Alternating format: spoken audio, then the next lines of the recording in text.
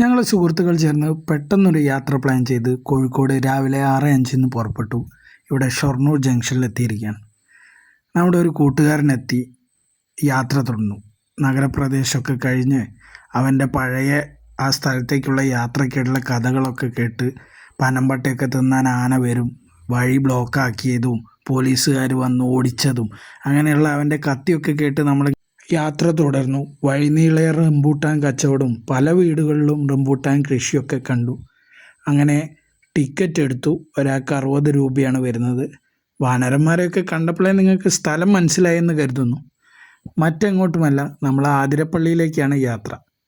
പ്രത്യേകം ശ്രദ്ധിക്കുക, പ്ലാസ്റ്റിക് കുപ്പി അതുപോലത്തെ കാര്യങ്ങളൊന്നും കൊണ്ടുപോകാതിരിക്കുക. കാരണം അതെല്ലാം നമ്മുടെ വാനരന്മാരെ ആവാസവ്യവസ്ഥയും മറ്റു ജീവികളുടെ ആവാസവ്യവസ്ഥയൊക്കെ ബാധിക്കും. ആദ്യം തന്നെ വെള്ളച്ചാട്ടം നടക്കുന്നിടത്തേക്കാണ് പോകുന്നത്. അപ്പോൾ ചെരുപ്പൊക്കെ നല്ല ഗ്രിപ്പുള്ളത് ഇട്ടിട്ട് പോവുക.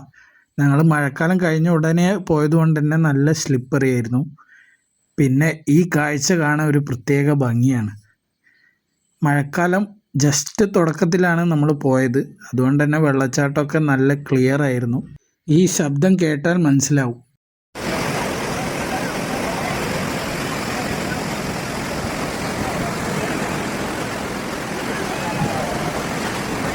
എത്രത്തോളം ശക്തിയിലാണ് ആ വെള്ളം വീഴുന്നതെന്ന്.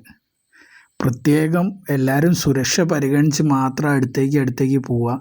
കുറേ ദൂരത്തേക്ക് ആ വെള്ളച്ചാട്ടത്തിൻ്റെ ഫോഴ്സിൽ വെള്ളം വന്ന് പതിക്കുന്നുണ്ടായിരുന്നു. സ്ലോ മോഷനിൽ കാണാൻ ഒരു പ്രത്യേക സൗന്ദര്യം തന്നെ.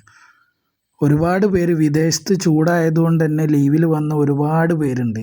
അതുപോലെ തന്നെ അന്യ സംസ്ഥാനക്കാരും.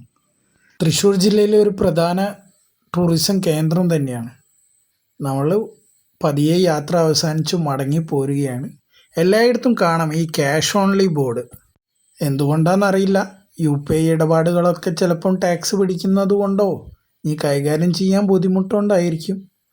താഴെ കാഴ്ചകൾക്ക് ശേഷം നമ്മൾ മുകളിൽ വന്ന് കണ്ടു. അതും അതിമനോഹരം തന്നെ. അപ്പോൾ എല്ലാവരും ഒന്ന് പോയി വിസിറ്റ് ചെയ്യുക.